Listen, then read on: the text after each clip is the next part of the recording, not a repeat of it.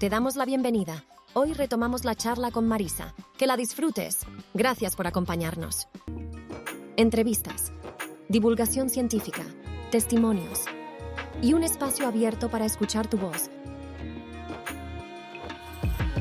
Porque te quieres podcast. Comenzamos.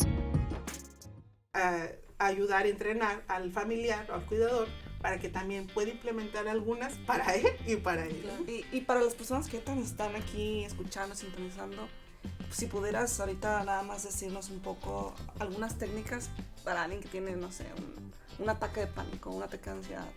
¿Qué puede hacer esa persona si puede darse cuenta que está pasando en un momento como ese?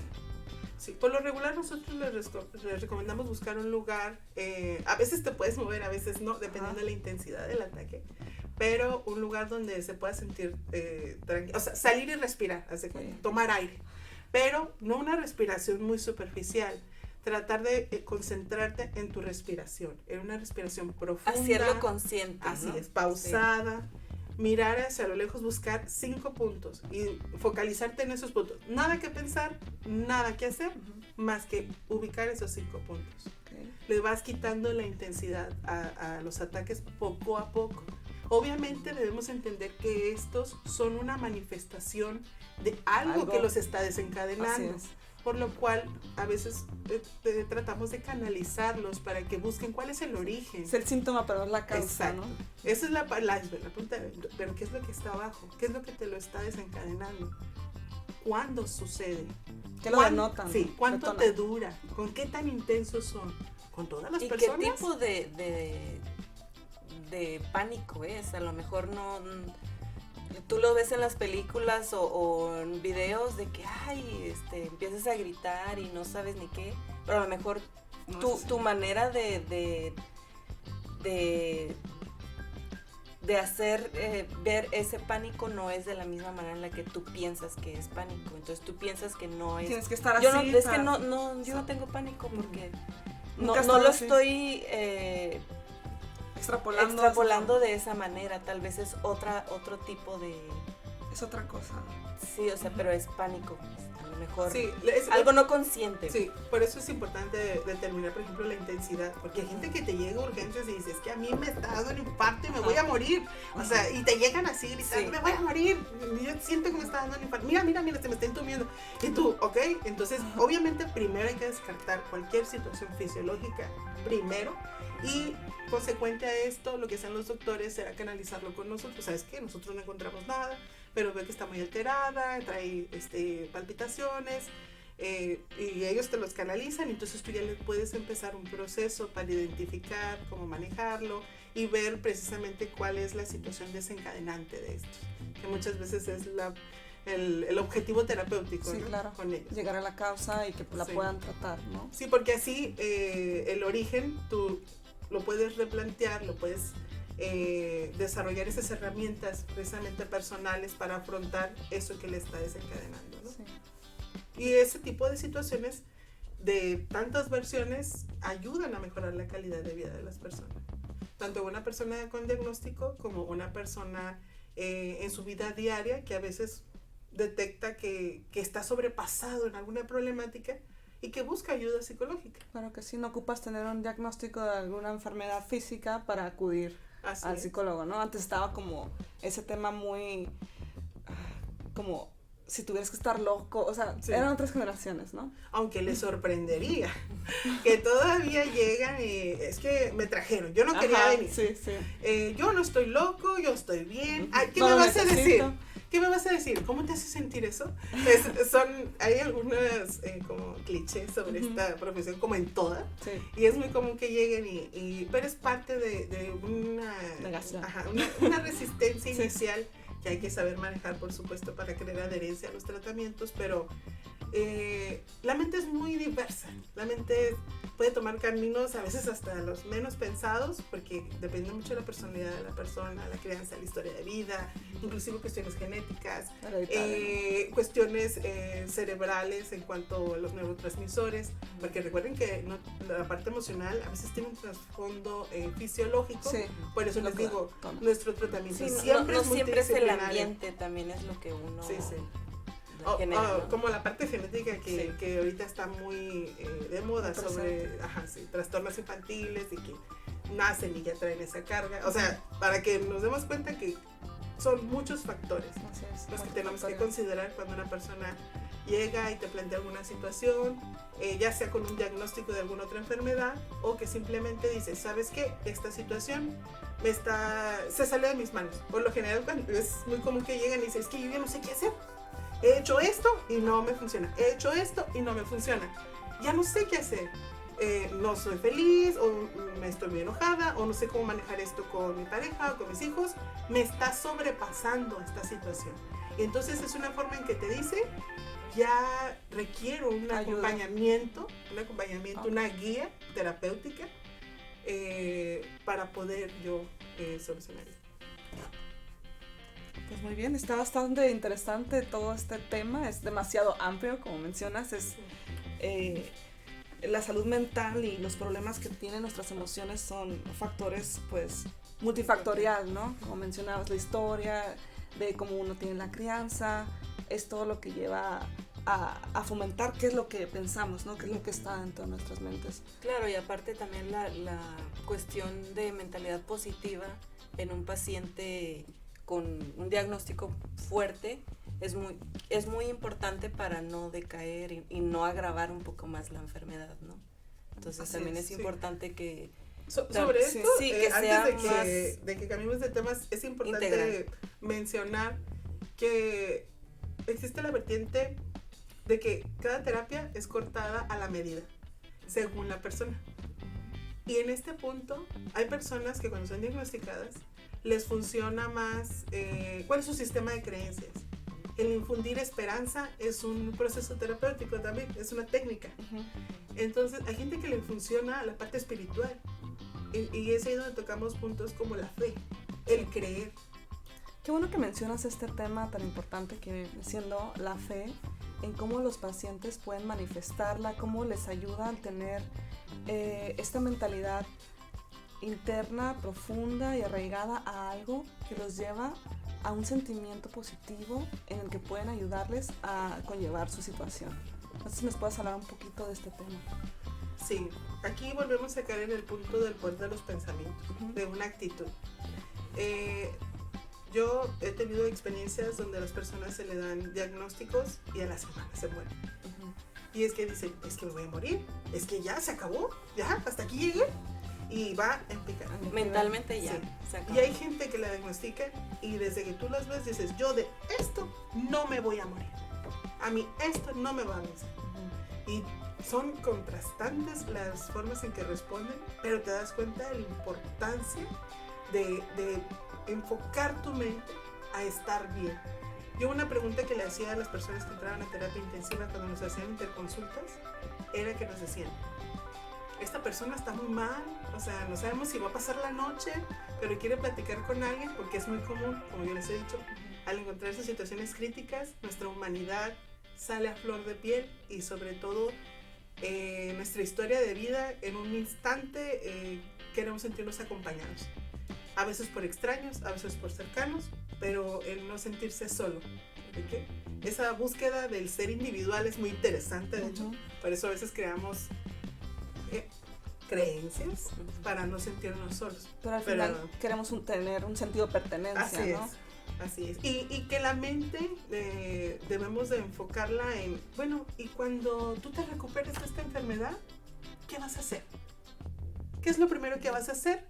Tienes que fijar tus metas, ¿no? Porque hay personas que sí salen de esos diagnósticos, sanan, o sea, se recuperan. Y si es así el caso, porque nada está escrito en piedra.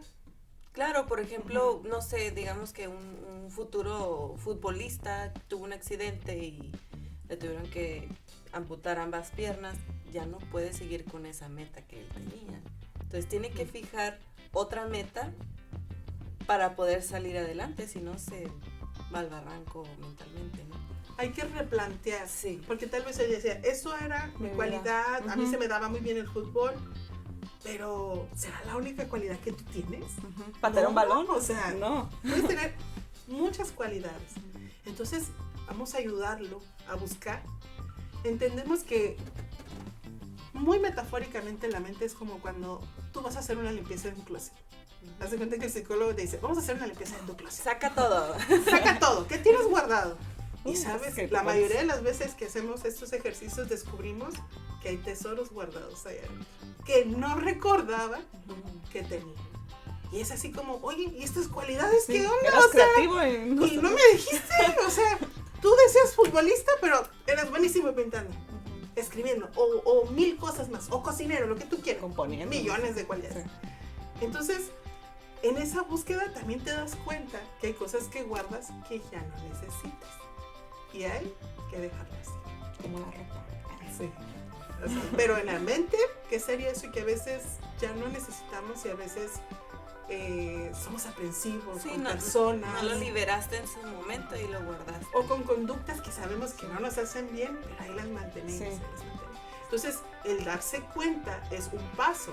El decir, yo tengo este problema, yo tengo algo que mejorar. Ser consciente, ¿no? Okay. Aún no sabes cómo, fíjate, pero ya lo reconoces. Identificaste. Sí, reconoces. Pero fíjate qué diferente es decirle problema o a decir, es que yo tengo algo que mejorar. Para que vea la importancia del lenguaje, porque el pensamiento lo sacamos con el lenguaje. Entonces, nosotros dentro de nuestra profesión analizamos cómo piensa, cómo lo exterioriza, la emoción que lleva y la conducta. Entonces es importante ver cómo nosotros analizamos cuando llega una persona, obviamente dependiendo del enfoque, pero eso son pautas estructurales para nosotros. Entonces, esta parte donde tú dices sobre la mentalidad y cómo enfocarla cuando están en situaciones de enfermedad, es trabajar con ellos, pero también hay gente que requiere más apoyo también, porque tal vez ya estaba pasando por otras situaciones. Hay gente que podía estar ya teniendo diagnósticos, no, pues yo tengo depresión, bipolaridad, lo que tú quieras. Y aparte le cae este diagnóstico, entonces hay gente que sí requiere más acompañamiento. Eso es una realidad. Pero cada día se están desarrollando nuevos métodos, nuevas técnicas de trabajo. Inclusive hay instituciones que ya están haciendo como protocolos de manejo. Y cuando son enfermedades ya terminales, nosotros también hacemos uso de otros especialistas, como los tanatólogos. Entonces ellos nos ayudan mucho en crear como ese trabajo multidisciplinario para apoyar tanto al paciente como a la familia. ¿Qué es un tanatólogo? Perdón. El tanatólogo es un especialista que ayuda en el proceso de una enfermedad terminal. Específicamente. Ajá, sí. Lo podemos encontrar coloquialmente como ayudar a alguien morir. Es muy coloquial, pero su proceso es más en ese... sí. Como si vas a cerrar un ciclo, como es la vida. Fíjate lo importante que es que te acompañe a alguien y es especializado en esa parte. O saber, todos sabemos que nos vamos a morir, como nos hablamos. Sí, claro. Pero imagínate que tú ya en 3 meses, como cuando te dan diagnósticos muy específicos. O sea, alguien te dijo que en 3 meses te vas a morir. ¿Qué implica todo eso, el cambio mental? Y imagínate que llegas a tu casa y le dices, ¿sabes qué, hija? Pues es que me voy a morir. No, pues sí, pero me voy a morir en 3 meses. Cuando hay una vida que vas en un acompañamiento de alguien que aprecias, cuando una persona muere, el hecho de su ausencia en la vida de la persona crea un alto impacto y genera, vamos a hacer otro tipo de duelos. Es otra plática, pero es importante mencionar las pérdidas de las personas. Entonces, ahorita ya hay más especialistas. Antes, el tema de la salud mental no tiene tantos años. Estamos hablando de que en 1908, 1909, en Estados Unidos surge como la raíz, como cuando alguien dice, oye, les damos muchos medicamentos, muchos tratamientos, pero ¿qué pasa con la mente? Tenemos que ahondar un poquito en el contexto ahí también de las guerras y cómo regresaban y todo. Pero fue un psiquiatra justamente, no me acuerdo bien, pero que se llama Clifford Beers, algo así, que él hablaba sobre la importancia de la mente, pero en ese entonces le llamaban la higiene mental. Y de ahí fue derivando, ¿no?, a la salud mental. Pero sí, me gustaría que tuviera más tiempo, tal vez es lo que tenemos ahorita, y conforme a lo que se ha desarrollado cada país, cada métodos y hay especialidades, están haciendo lo suyo también para crear protocolos de manejo a nivel psicoemocional. Qué interesante todo esto. Sí, es tremendo, es tremendo. Sí, es todo un mundo. Sí. Y podríamos hablar a profundidad, inclusive, por ejemplo, el duelo por sí solo es la parte de la crianza, de la programación neurolingüística en las personas, de cómo nos programan, de alguna forma, por decirlo, con los sistemas de creencias de cada quien, porque inclusive la parte mental de cuando estás ante una enfermedad y decir, es que tengo miedo, o siento que he llevado mi vida de una forma que no quería y lastimé a alguna persona, o muchas personas, el perdón, el perdóname y perdonarse. Que a veces es mucho más difícil, ¿no? Oh, sí. Sí. Porque a veces el no perdonarse, el manejar la culpa o el hubiera, son cosas que tal vez todos en algún momento lo hemos dicho, pero traen un gran peso psicoemocionalmente hablando. Sobre todo de lo que comentábamos sobre la parte del soporte de la familia, que también a veces llega, está la familia sanguínea, pero también está la no sanguínea, y que a veces son cuidadores. La escogida, ¿no? Claro. Que un amigo, que un vecino, que tu comunidad, y esa comunidad se involucra y está ahí para esa persona. Sí, y muchas veces como no es algo que, digamos, la comunidad no es algo que te haya tocado a ti, como, no sé, soy hermana de un paciente terminal o con una enfermedad grave, me tocó a mí ser el cuidador, o sea, no es algo que yo elijo. Entonces eso también ya afecta a nivel emocional de una manera diferente a lo que sería alguien no familiar, porque ya es una decisión, no es algo que le haya tocado, sino decide cuidar, decide encargarse de ese aspecto. Entonces sí es importante también señalar eso. Sí. Cómo genera un papel muy importante la empatía, ¿no? Así es, porque a veces la persona te va a decir, es que me duele, y resulta que conforme pasa el tiempo te dice, ay, es que no me duele la cabeza, ay, es que no me duele aquí. Y la otra persona, pues que a ti todo te duele. Sí. O tal vez es psicológico. O cuando dicen, no es llores. Psicosomático. Y pensamos que sí estamos ayudando a alguien, ¿no? Diciéndole, no llores, todo está bien. Esa mentalidad también. Y la otra persona, no, pues me regreso de lágrimas, o sea, no voy ya a no llorar. lloro y ya no existe el problema, ¿verdad? No escucha el no. Sí. Les sorprendería que muchas de las situaciones que las personas llevan consigo es porque muchas veces no sabemos escuchar. Estamos pensando en qué decir en lugar de lo que nos están diciendo. Y la profundidad de lo que nos están diciendo. He tenido la oportunidad de trabajar en asilos, haciendo algunos voluntariados, y las personas de la tercera edad están con una gran necesidad de ser escuchadas. A veces te cuentan la misma historia 10 veces, pero, o sea, esa parte de la empatía, ¿no? Si estamos viendo una necesidad y podemos en ese momento brindar tal vez unas palabras de aliento o simplemente estar y escuchar, podemos marcar la diferencia. A veces en las consultas llegan personas que dicen, es que me siento así, me siento acá, pero tienen muchas cosas que decir. La parte de psicosomática, cuando tenemos cuestiones emocionales que son expresadas a través del cuerpo, pero que no tienen como una base tal cual en estudios o documentado, pero la persona se sigue sintiendo mal. Está también la parte que sí tiene un fundamento fisiológico, pero el punto es que si alguien te lo quiere decir y se siente mal, el tomarse un momento. Me sorprendería, yo no sé si es por el ojo clínico como le llamamos, pero a veces caminando me ha tocado pararme y ver personas llorando y tener yo también esa oportunidad de brindarles y decir, obviamente no coincide de, hola, yo soy psicóloga, ¿quieres que te...? No, pero sí decirle, bien, ¿estás bien? O sea, ¿quieres platicarlo? Porque yo soy un extraño, ¿no? O sea, sí me pasó que cuando llegué el hijo se quedó... Pero me presenté. Sin ser invasivos, claro. Claro. Me presenté, le dije que se ocupaba ayuda de algún tipo, porque también pudo haber sido una situación de seguridad. Me dijo que no, que está pasando un mal momento. Le dije que si quería compartirlo conmigo, simplemente quería que lo acompañara, o que quería que contactara a alguien más. Entonces inicialmente se quedó callado. Y ya después no se lo esperaba. Empezó a platicar. Y entonces ya le das como los primeros auxilios psicológicos, ¿no? De cuando una persona entra en crisis, entras tú con los primeros auxilios psicológicos, que no son exclusivos de los psicólogos. Se han dado capacitaciones, por ejemplo, en algunas universidades me lo han requerido, que son como los primeros auxilios que tú le puedes dar a alguien. Ya si lo ves llorando, de, a ver, te escucho, aquí estoy, buscamos algo que te pueda ayudar en este momento. Canalizarlo, llevarlo a una institución de salud, o si en este caso en la universidad pues había el departamento psicopedagógico, llevarlo a un lugar donde pueda manejarse, ¿no? Darle seguimiento. Sí. No es una intervención profesional, son los primeros que llegan, pues. Si tú ves a alguien llorando, pues ¿qué haces? La mayoría por empatía precisamente llega y le dices, oye, ¿estás bien? ¿Te pasó algo? Pero bueno, a veces uno no desea involucrarse, dice, pues qué mal.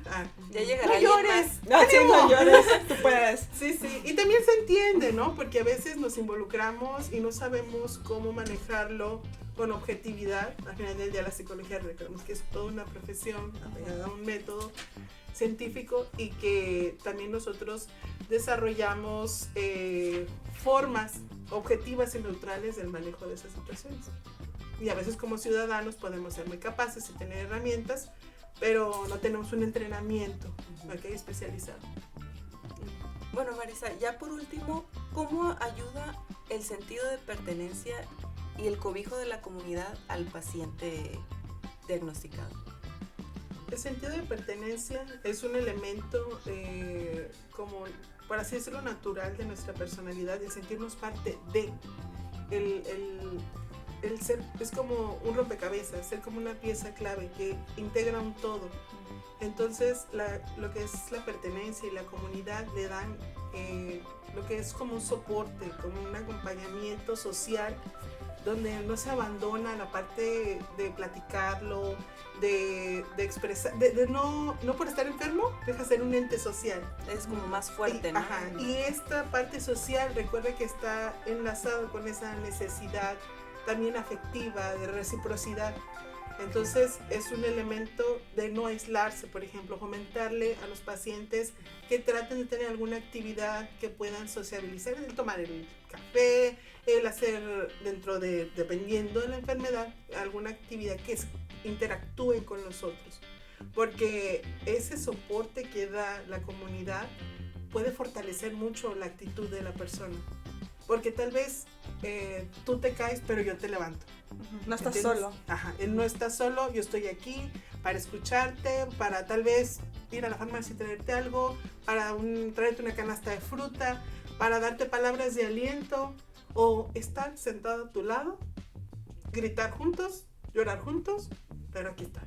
Así es. Es un mensaje fuerte, el sentirse parte de, y que esa reciprocidad en este macrocosmo social y el microcosmo comunitario. ¿Y tú crees que por ejemplo, alguien que no es socialmente activo y está pasando por algo muy fuerte en su vida, tú crees que sea prudente que esa persona que no está acostumbrada o pues no es socialmente activo se autoobligue a generar esa comunicación, sí, relación, como que te automandes, ¿no? De que no estoy acostumbrado, pero me voy a obligar a... Puedes salir de mi zona de confort. Para cambiar el chip, salir de tu zona de confort, cambiar tu chip a fuerza. Entonces tal vez eso pueda mejorar. ¿Es algo prudente hacerlo o no? Si la persona le causa incomodidad, es importante. O sea, si esa persona desea compartir, porque hay gente cuando está en el proceso de la enfermedad y está haciendo su tratamiento y se siente, es que cambian muchas cosas. Recuerda que tú puedes ser de una forma, pero cuando la vida te confronta, empieza a reestructurarse. ¿Okay? Y tal vez esa persona que se aislaba tiene la necesidad de compartir con alguien cómo se siente. O cuando va recuperándose, porque bueno, no nomás son enfermedades terminales, muchísimos tipos de enfermedades. Sí. Y dice, ¿sabes qué? A mí me funcionó esto. Hablar. Y tiene la necesidad de decirle al otro, yo así como tú, tal vez a ti que apenas te diagnosticaron, pero a mí me pasó así y yo hice esto y me funcionó. Y lo quiere compartir, sí, porque quiere que la misma persona que está pasando por algo similar pueda sentirse bien de esa forma. Y nuestra naturaleza es que somos seres sociales. Hay gente, yo no me refiero a que sea como... que todos somos extrovertidos. No, hay gente que se siente cómoda con una o dos personas y hay gente que se siente cómoda con 20 o 30. Eso ya va a sus habilidades sociales.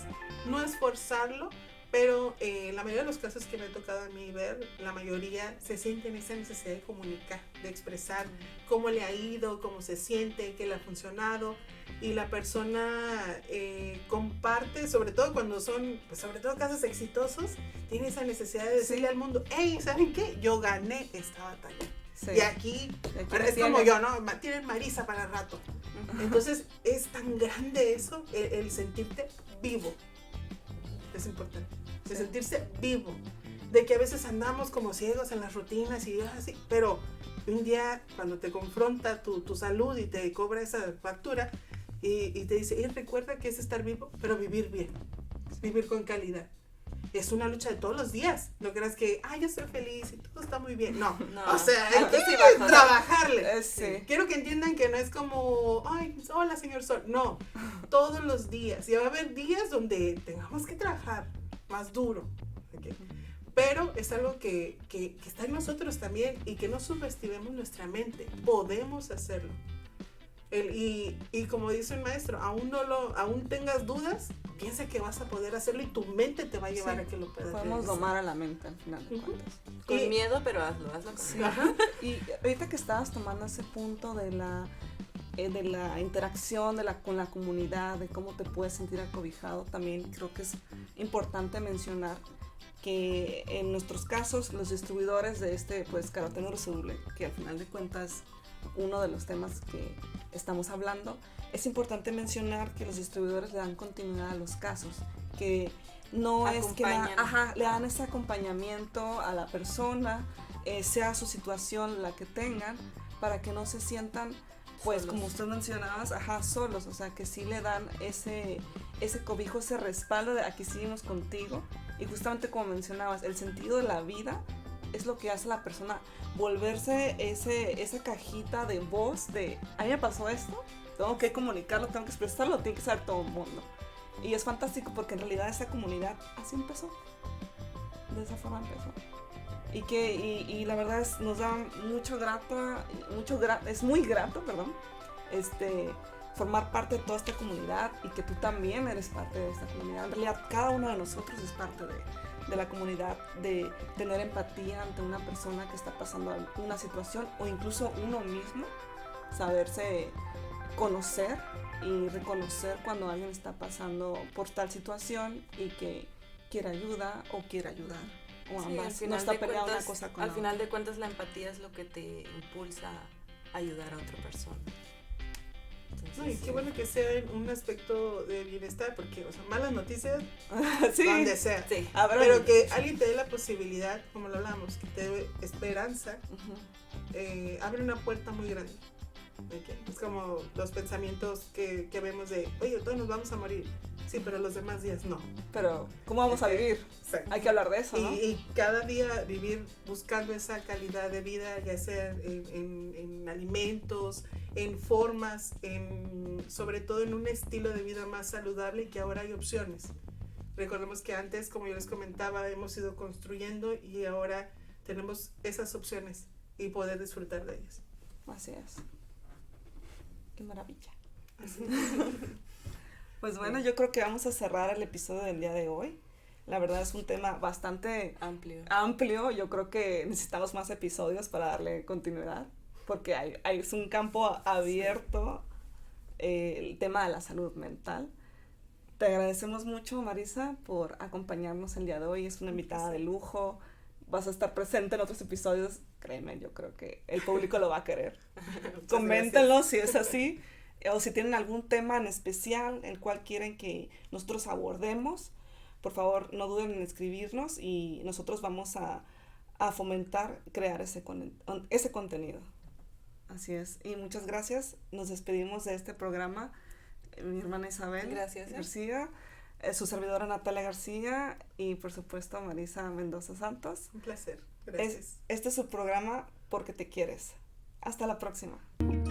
Entrevistas, divulgación científica, testimonios y un espacio abierto para escuchar tu voz. Porque te quieres podcast. Gracias por acompañarnos.